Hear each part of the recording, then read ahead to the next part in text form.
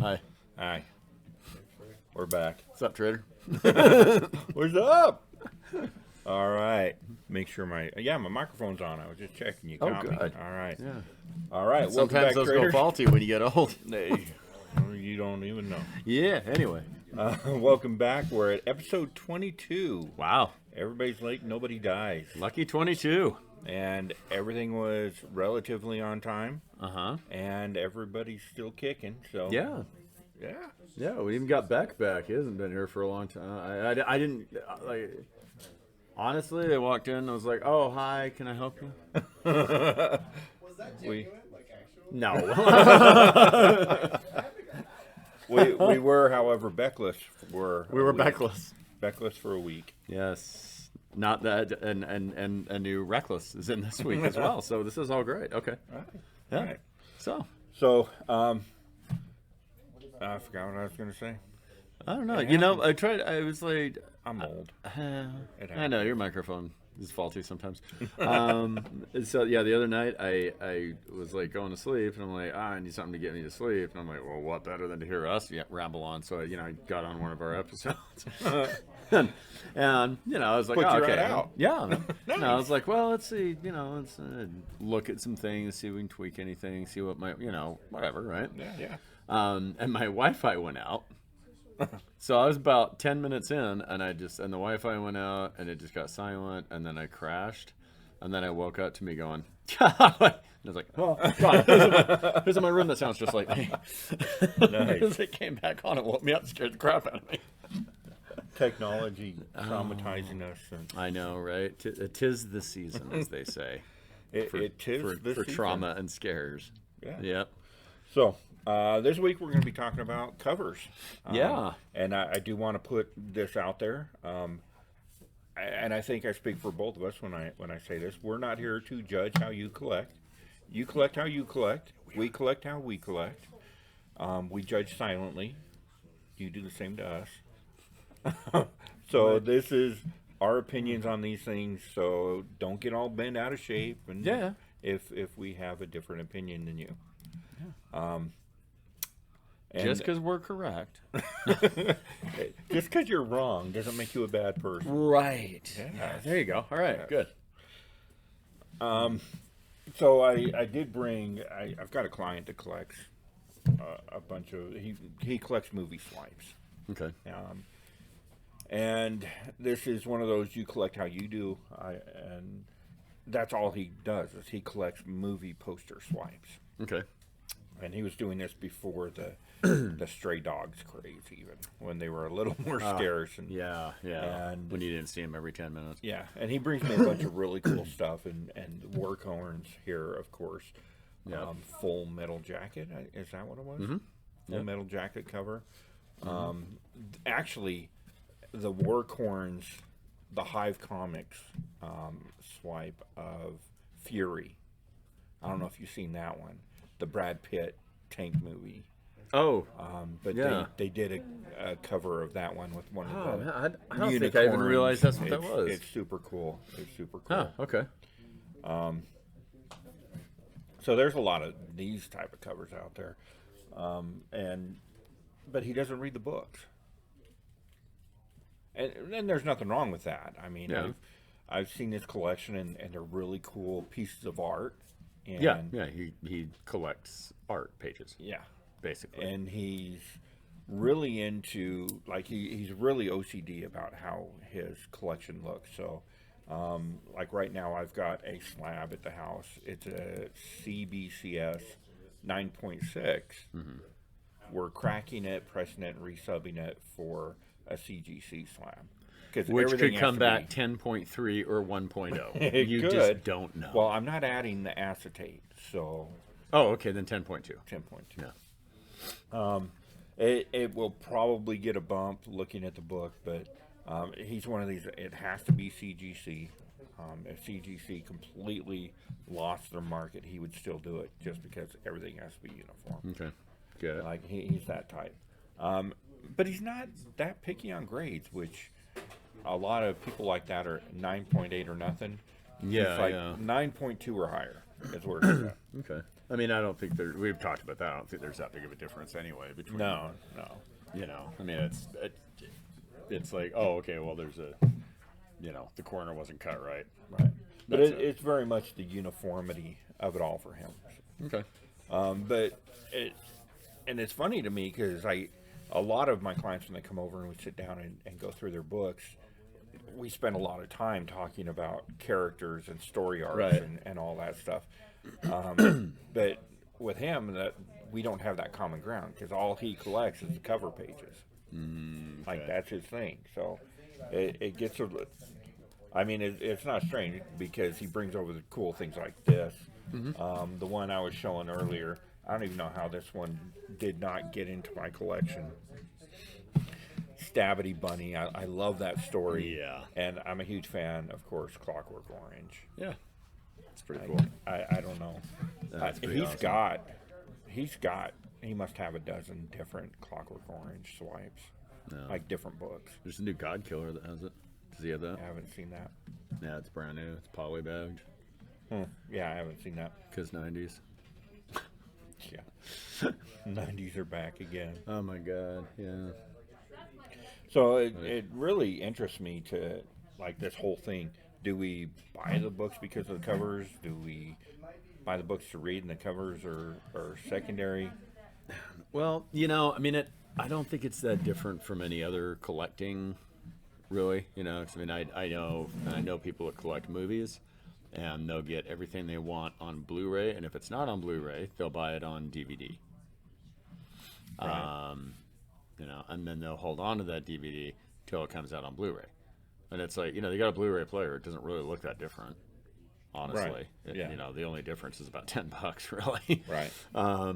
You know, and unless, you know, whatever. But I mean, I know people. I've had people that shop here that are like, you know, there's a guy that used to shop here when he lived in Salt Lake, you know, and he worked up at Graywell.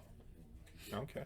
You know, so I mean, you know, he'd get his employee discount on everything, you know, and he'd be like, oh, okay, yeah, and he would come in like once every 2 or 3 months and hand me 3 or 4 movies and say, here you go, they're yours. I got them on Blu-ray. I don't need them.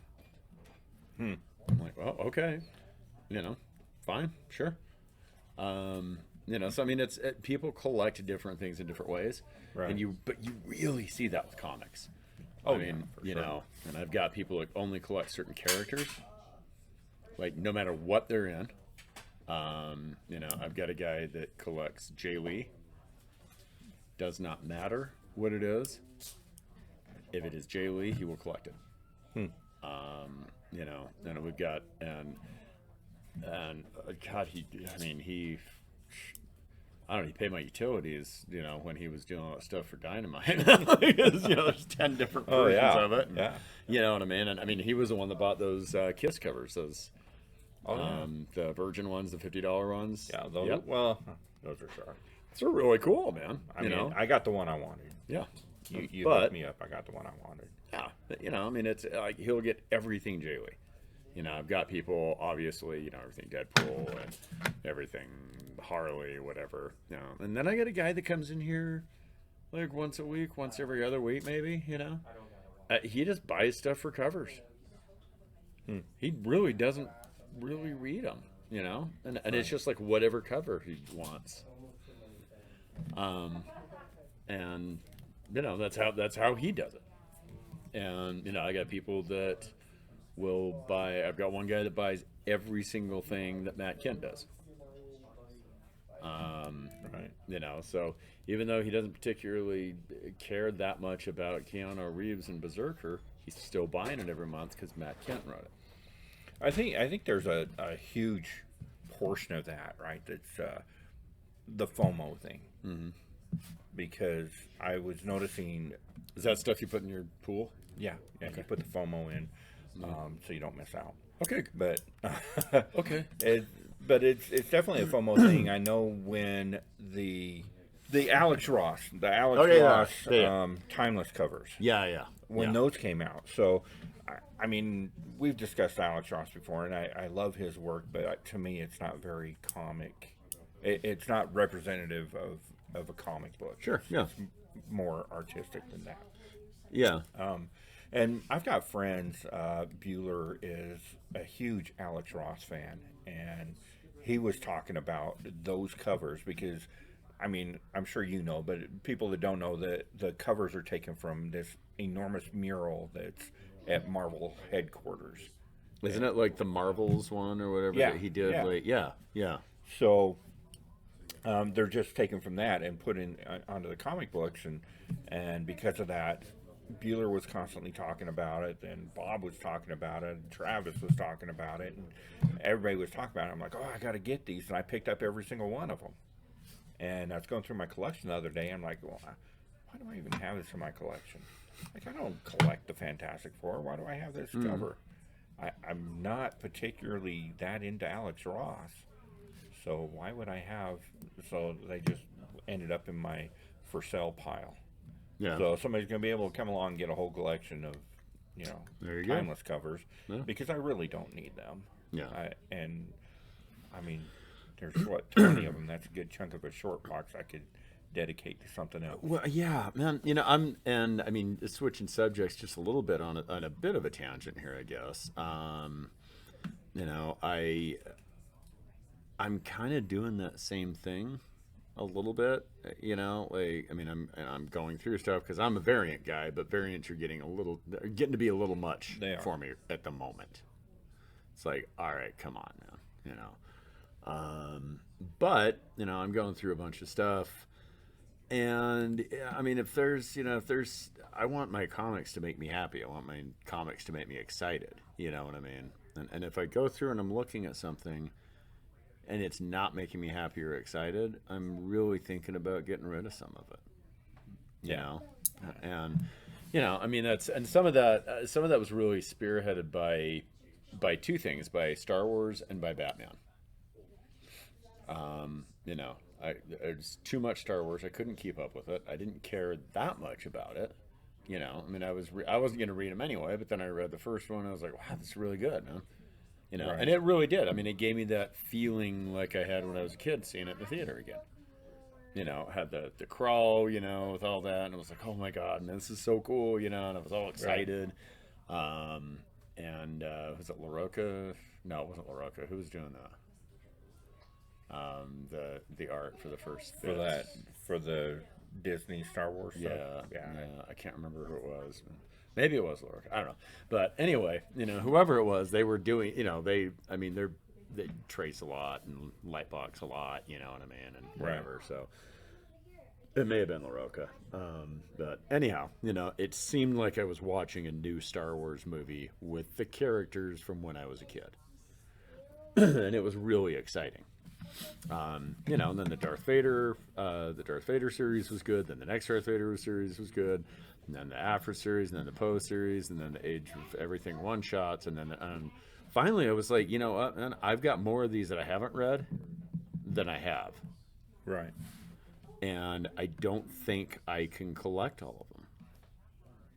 I just don't. I don't think I can do this anymore. And so, and I had every variant there was almost. And you are definitely a Star Wars fanboy. I really like Star Wars. Yeah, but I'm so burned out on it right now, and most of it's because of there's 3 new Star Wars books this week. Yeah. Who needs all this? Oh, man, So, I mean, all this stuff going on, and finally I just brought them in because I'm like, I can't do this anymore, man. I'm not enjoying this. I'm getting them all because I feel like I need to get them all, not because I'm enjoying them. Well, and that's a very similar case because I, like with my Alex Ross ones, because a lot of those books, because you brought them in and then you and I sat here and went through them one day, you ended up getting rid of the better covers. Like, you had all the variants, so you had some really cool, the first Black Chrysanthemum cover was in there. And I got rid of all of those. I don't even have a Star Wars comic anymore. Not at all? No, I just got rid of all of them. Wow. And because, I didn't have that same feeling as when they first came out because I just got so overwhelmed. Right. And then I also went through a bunch of Batman stuff.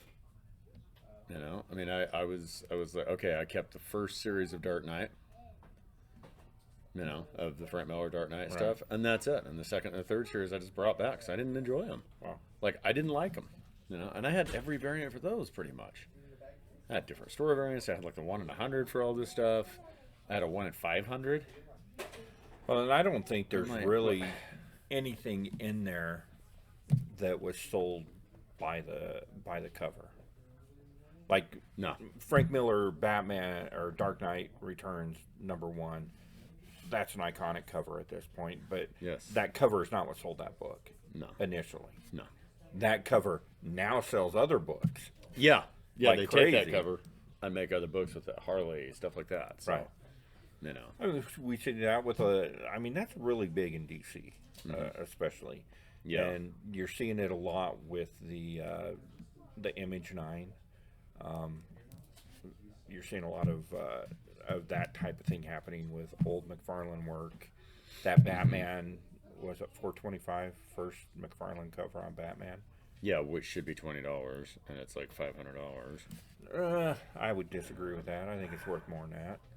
I don't feel like it is. It's an iconic piece of comic history. I mean, first McFarlane cover on a Batman on a major title. It wouldn't matter if it was Batman, Superman. Yeah, I mean, the ones around it are $10, $15, $5. You know what I mean? It's just that cover. That's it. Like the Catwoman cover, where she's holding the mugshot cover. Yeah, There's no reason for that to be a $300 book. there's not. Maybe 10, 15. I mean, and now it's getting. I mean, he swiped it himself for Spawn 300. Oh, yeah. Spawn 301, something like that. Mm-hmm. Yeah. It's weird when they swipe their own work. Yeah. That seems a little self-congratulatory to me, It but does. still, it's all right, man. It's okay. I mean, people are gonna buy it, yeah. But yeah, then, it almost seems now like there's more cover swipes than there's not. Right. I mean, like I just look at all this stuff and so many of the DC B, C, D, E, F, whatever covers, because that's out of control with DC. Right. And so many of those covers are so similar. The painted covers and everything. They're beautiful. Don't get me wrong. They're gorgeous, Right. man. But they're so similar. I can't tell the difference between them anymore. Well, I'm a big fan of the entire Bat line. Their B covers. Yeah, You they're know, beautiful, they're but they're spectacular. very similar to each other. They are. They're getting really played at this They're point. getting lost in their own. They've been doing it for what, 3 years? Had Yeah. that level of artwork on those B covers for about 3 years Yeah. now. It's time to change it up. Yeah. I think. No, I mean, I think, I think what should be changing it up is there should be an A and B cover, and that's it. They should be the same price. And we've had this discussion before. I don't mind the extra dollar for the cardstock cover. I mean, I don't mind the that extra at all. dollar because I'm just grabbing them, taking them home, man. Yeah. But I mean, you would have more people if they were all $3.99. You would have more people getting both covers on almost everything they get. Well, I think, but I mean, if one's $6.99 and one's $5.99, and the regular is $4.99, and rarely do people get every cover for DC anymore. right. Very rarely. I mean, I only collect one DC title, and I get both covers. So, Yeah. I mean, it is what it is. But I wouldn't, like, if I were to start reading Superman, I wouldn't get both covers. There's some point in it. Right. Yeah. I mean, and I still get variants. I still love variants, but I don't go chasing them anymore. Right.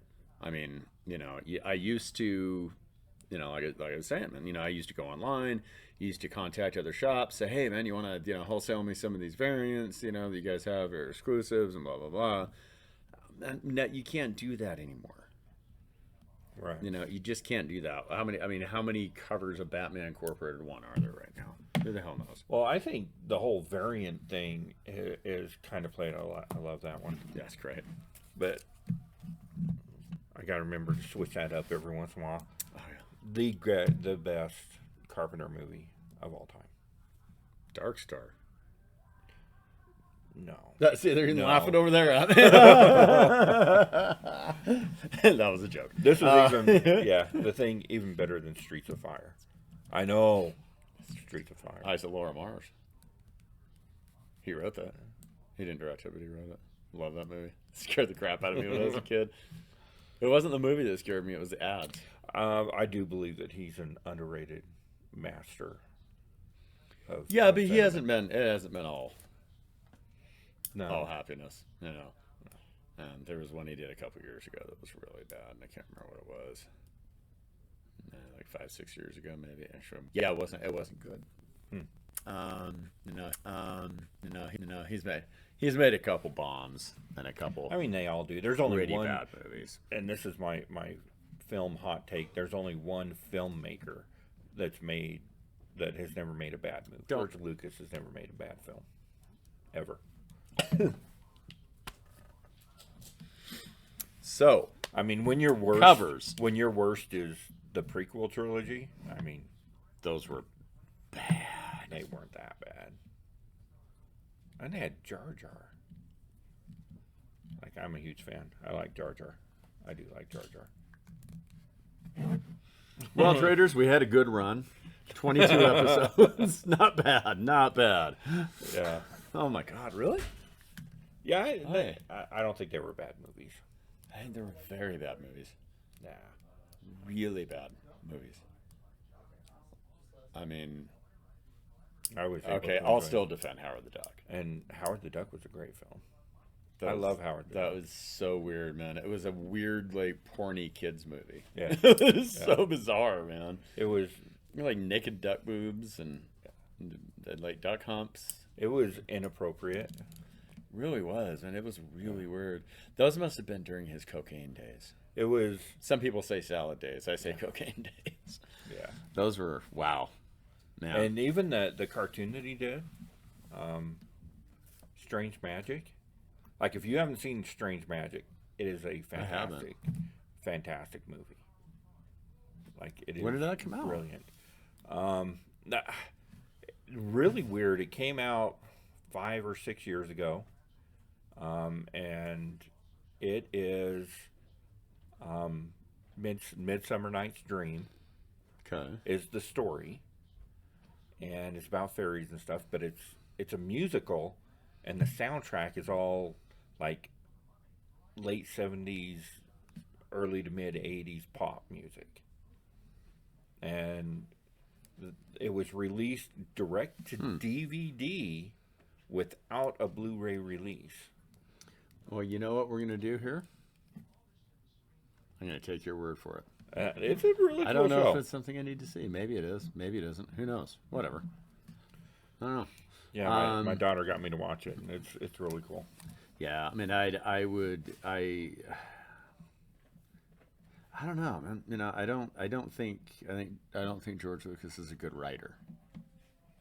He's to me, to me, George Lucas is Stanley, Robert Kirkman, these guys. Right. You know, and he's a good idea person. He has great ideas. But his follow through, his dialogue, his plotting is not good. I mean, that's evident in the original trilogy. Yeah. Because he wrote New Hope. Yeah. Now, I don't care what anybody says. He did not write the other two. No, he didn't. So. No. And Empire Strikes Back was the finest of the Star Wars movies, period. Yeah. That's it. That's all. Yeah. I mean, that's it. Yeah. And we're done talking about that because I was right. You obviously have not paid close enough attention to The Last Jedi. I did like those. I mean, those were good. I liked them. They were okay. Yeah. I mean, I liked all the Star Wars movies pretty much. Except, again, the prequels were rough. But, you know. Whatever. You know. It's all right. So, yeah. So the question, I guess, is there was a point where I don't think that covers really sold the books. It was the stories that sold the books. I'd say a mixture. You know, like there is some judge a book by its cover, but Sure. you couldn't do that back in the 50s and 60s. Yeah. I mean, you know, sort of, but I mean, you know, there were more representative of the stories, I feel, a lot. A lot of the time, I would have to agree with that. If you look at iconic covers from that time, the House of Mystery, first Swamp Thing, Yeah. like that's taken right from. But that panel doesn't appear anywhere in the story. Right. But it was But it still gives you a really good idea of what you're getting into. right. I mean, they were a little sensationalized. They were a little bit, whoa, what happens here? Oh, wow. Oh, just Well, and you mentioned yesterday when we discussed this as a topic for today that you've got people looking at the DC books this week, and they're like, "Is Miracle Man coming to the DCU?" Marvel. Oh, Marvel. Is it Marvel? Mm-hmm. Yeah, I didn't care that much. Yeah. Yeah. And that's what that's where I start having problems with these covers. Is, you've got Miracle Man on every single issue. Right. Every single title. And, and I really think, I know that it's like celebrating the return of Miracle Man, even though it's been there for 10 years, But I really think like it's actually false advertising. It's misleading. In a lot of ways, it is. Yeah, it's misleading. And the same. The same thing goes with, Deadpool covers or Harley Quinn covers or Green Lantern covers or Batman covers or whatever the theme covers are. And I think they're very misrepresentative. And I think, because that, like Harley Quinn, it's her anniversary, right? 30th anniversary. So, so you've got this stuff where you've got the situation where they're putting her on everything. And people don't understand, no, Harley is not in this. And especially when you get to these characters that okay, Daredevil 4 this week.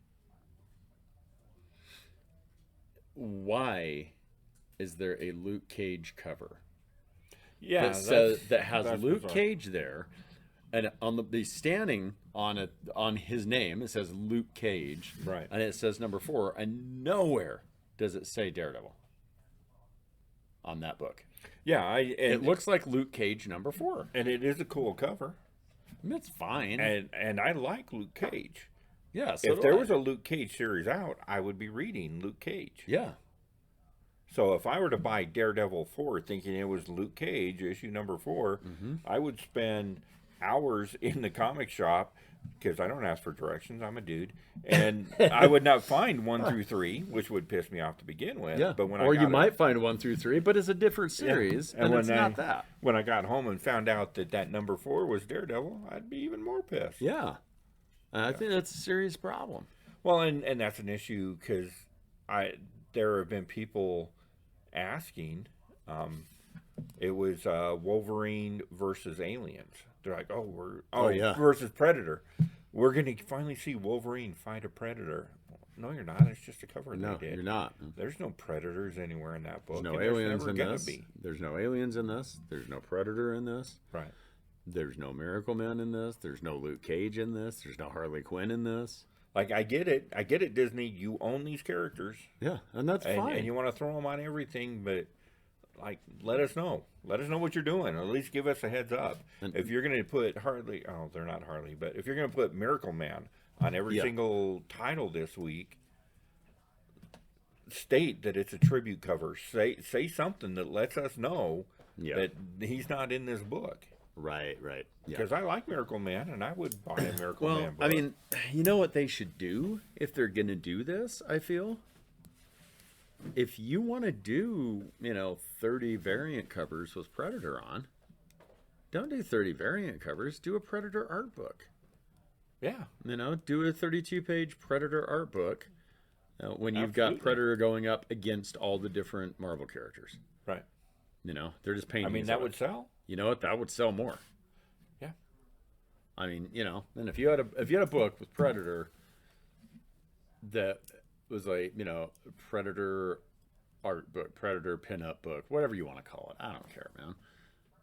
And then you do that and you've got Predator fighting everybody on each page.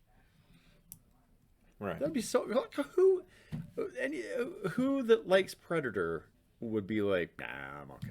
Yeah. Everybody would buy it. It would sell just as well as the Predator one. And it would sell for $10. Yeah. Easy. I would fly off the shelf for $10. Yep. Especially if you square bound it to a 48 page, $9.99. Yeah. Everybody gets Predator would be getting that, and then tons of people that don't get Predator would be like, "Oh wow, that's cool, man! I've always And wondered then what that would look they like." might Then they might pick up they Predator. might pick up a Predator Yeah. book. So I mean, I think it's kind of a waste, and it's the wrong way to do it. I really do. I think it's a problem, and especially when they don't have the title. I mean, half the time they don't have the number on it. You don't even know what it is. Right. You don't know the issue. You don't know the creative team. You don't know the title. You don't know the price. Well, you don't know anything. It gets difficult because I look at 300 next week. We got 300 books coming out. Mm-hmm. It's going to be an enormous week next week, and I can guarantee I'm already tired. Thank you. that 20 to 25% of those don't have the title and number from the big two. Yeah. Aren't going to have the title or the number on the cover. Yeah. So I have to be like, oh, what is that? I don't know. And I can only imagine what it's like for somebody in your situation. Oh my God, it's so difficult. Because you have to sort everything. You have to pull them out of the box blind and remember Right. what you ordered 4 weeks ago. Yeah. Like, it's insane. I mean, and sometimes the covers change. Yeah. Sometimes in the solicits they have the title on. Sometimes they, whatever the case may be, or sometimes they don't have the title on. They don't order as many, and then they come in, they got the damn title on it. It's like, well, don't put a solicit out. That's another problem is, with the cover solicits, I can't, I don't know what I'm ordering half the time. And literally half the time. Right. When I go in there, it'll say cover image or no image, no cover image. Yeah. And I'm like, and it says artist variant or TBA or whatever. How am I supposed to order that? Right. I don't know what it is. I mean, that's where you get into issues. They are unhappy that they didn't sell enough of that Baby Yoda Mandalorian Right, cover. yeah. Well, they didn't release the artwork for it until 3 days after final order cutoff. Yeah. How are we supposed to How are order you it? supposed to know? It would have been ordered through the roof if people had known. Yeah. And then they tried to yeah. appease us with a second print. Yeah. That's not going to work. Yeah. So, I do believe, there are plenty of people that buy the books based on the covers. I'm going to show this one because it is so cool. That's a great one. That is one of the better. One Flew Over the Cuckoo's Nest is one of my favorite movies. I've never seen it. Are you serious? Yeah. It's got a little Chucky We in were it. talking about it the It's other got a little day Chucky. because Brad Dourif.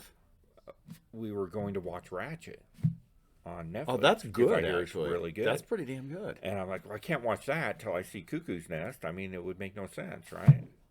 No, you can. You could see it. I still need It's to watch her origin. it. Yeah. Oh, the Ratchet's her origin? Yeah. Oh, And okay. it's a prequel. So it actually makes sense to watch it first. Yeah, it does. Yeah. Maybe. It's like, I can't watch Better Call Saul till wait. You just want to know who everybody is all the time. Right. But it's, I kind of wonder sometimes what would be, what the best way to do all that would be if I just went in blind. Like, okay, should you watch Better Call Saul and then Breaking Bad and then El Camino? Because we watched Breaking Bad, then Better Call Saul, then El Camino. Well, I think that's the better way to watch those. I think it probably sure. is, But that series. Yeah, but it would be kind of cool to not know about Breaking Bad. Be like, Better Call Saul, I love Bob Odenkirk. He's great. Yeah. Who doesn't know about Breaking Bad? But you know what I mean, Yeah. right? Just to watch that and be like, oh, okay, it's a prequel. I'll watch that first. Yeah. So it's kind of like, watching the Star Wars prequels first. You'd never do that. And then go, well, that doesn't make any sense. I'd never do that. Yeah, no. Because you won't laugh as hard when everybody every 20 minutes goes, I got a bad feeling about this. Especially if you're watching, trying to get somebody into Star Wars, don't start them with the Oh, God, no, man. the prequels. Don't start No. them. Don't. That's a horrible idea. Start them with Star Wars. Then you go to Empire Strikes Back. Like, you can watch Captain America: First Avengers before everything else, Yeah.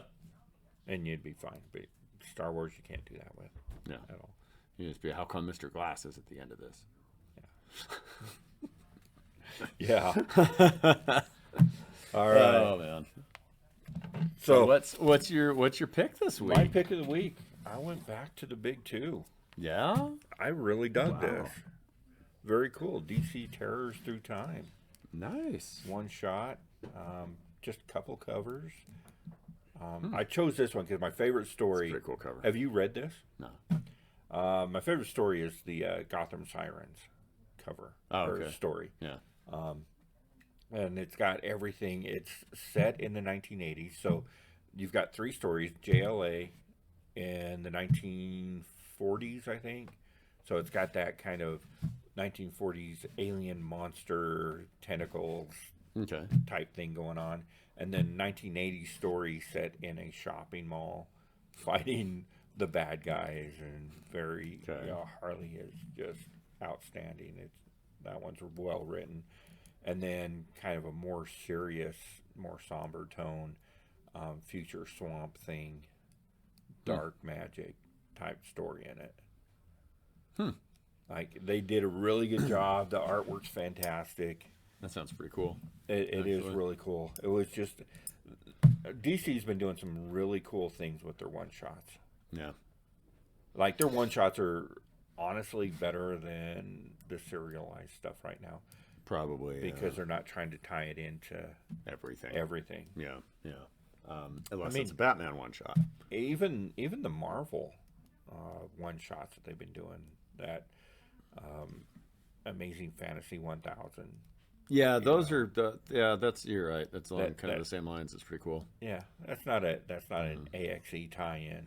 So, like, you don't have to buy into everything else that's going on with the Hellfire Gala and all that crap.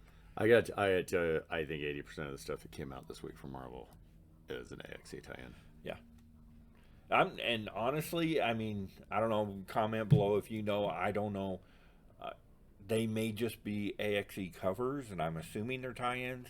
I'm not that invested in it. Yeah, they're tie-ins. But I mean, Marvel by tie-in, I mean, it could be somebody literally walking around and going, "Did you know that the Avengers, X-Men, and Eternals are fighting?" And then they just walk away because like it could be one panel, you know, and Marvel considers that a tie-in a lot. They did that with the World War Hulk stuff, which I thought was a little disingenuous, but no. Well, they did that with the symbiote stuff.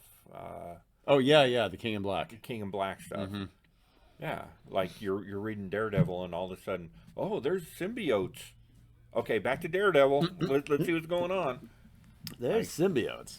All right, I'm Daredevil. I'm gonna sleep with someone. Spoiler.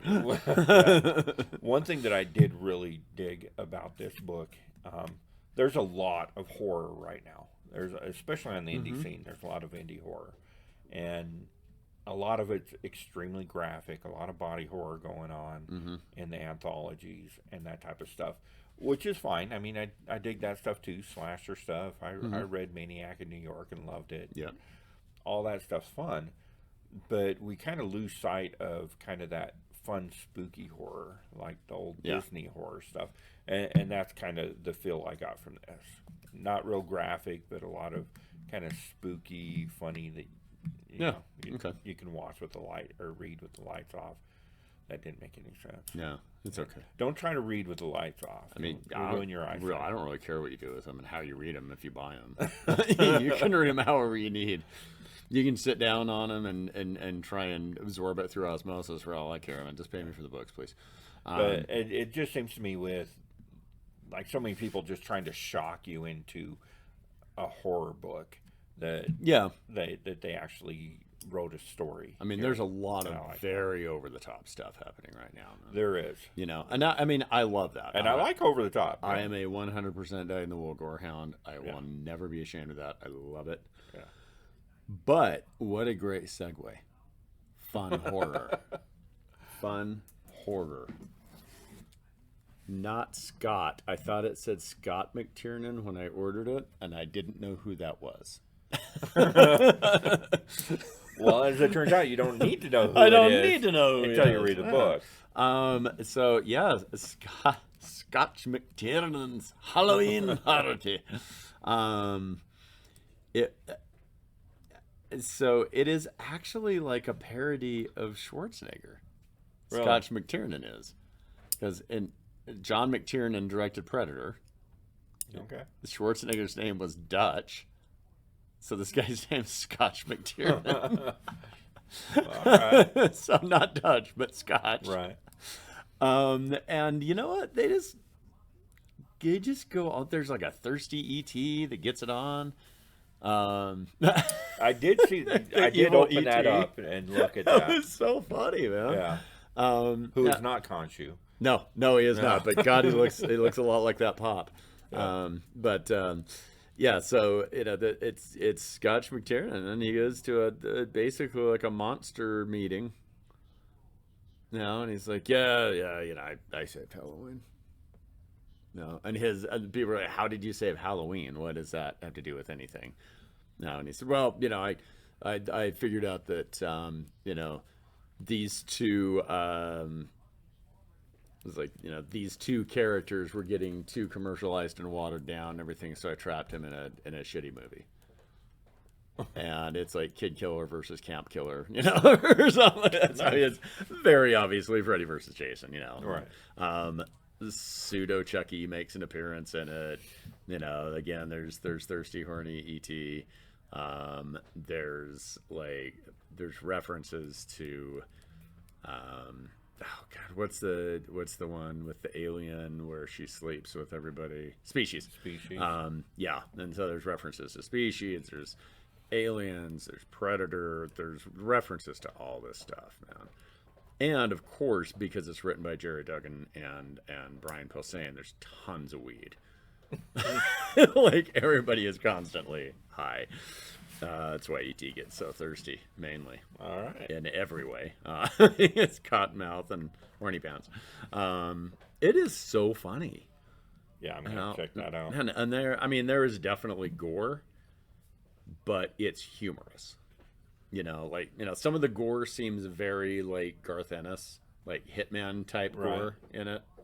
And Scott Koblish is the artist. Koblish or Koblish, I don't know which one, but I know his name's Scott. Hi, Scott. And I haven't done that for a while, have I? There's been a minute. It's been a minute, yeah. But yeah, he does the art, and I'm typically not a huge fan of his. I mean, he's good. But I'm not like, oh my God, new Scott Koblish book, yeah. But it was really, really done well in this. It was very tongue in cheek, very over the top, very silly, and it was just a lot of fun, man. I've watched and read a ton of horror stuff lately, of course, which I always do, but this is even more. All right, so. Halloween Party. I'll have to read it. I did pick it up yesterday. I just haven't had a chance to read that one yet. I read through a few things. Daredevil was pretty good this week. Daredevil was. No, I got to catch up on Daredevil. They're kind of bringing it back much. around. Last few, I've been kind of, do I really need this on my hold? Yeah.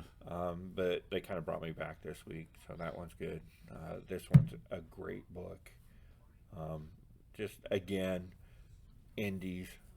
So some really exciting news for those of you in Utah. Mr. Doug Wagner has agreed to be our featured comic creator at C3 on November 12th. So if you're in the area, it's $2 admission. All the money goes to American Cancer Society. You can come meet Doug Wagner. I've also confirmed with Travis. I want to say Travis Hoffman. That's not right. Chris Hoffman is going to be there. Travis. Romney. Wasatch. Yeah, Travis Romney is going to be there, all in person, and he's got a book out that I'm really interested in. It is kind of a Western ghostwriter kind of thing. I told him to tell you that it's the further adventures of E.T. And it's just 32 pages of him chasing you. But some really cool stuff from those guys. Of course, the Bleak Haven guys are going to be there. Greg's going to be there. I'm going to be there. Ron, Captain Electric, is going to be there doing a live sell. All of it to benefit the American Cancer Society. So November 12th, C3 at DATC. Yeah, you know me. DATC, you know me. Yeah, DATC, you know me. I said DATC, you know me. I don't get that reference. OPP? Yeah, no. Yeah, you know me. Yeah, no, I don't know that. Like very vague. Okay, right. Very vague. Explain it. I'll take it frame by frame. Well done. Good job. Yeah. Good job. Off cam back. So make sure you check out C3. Also, tune in every Wednesday where we come to you live right here from Black Hat Comics. We show you all the new books on the wall, and hopefully Greg will be standing by the time we get here. We'll see. We'll see. We'll see how that turns out. We will see. And until next time, traders, make sure you like, comment, subscribe, and ring the bell to make sure that you get notified of all of our shows. We'll see you next time, traders.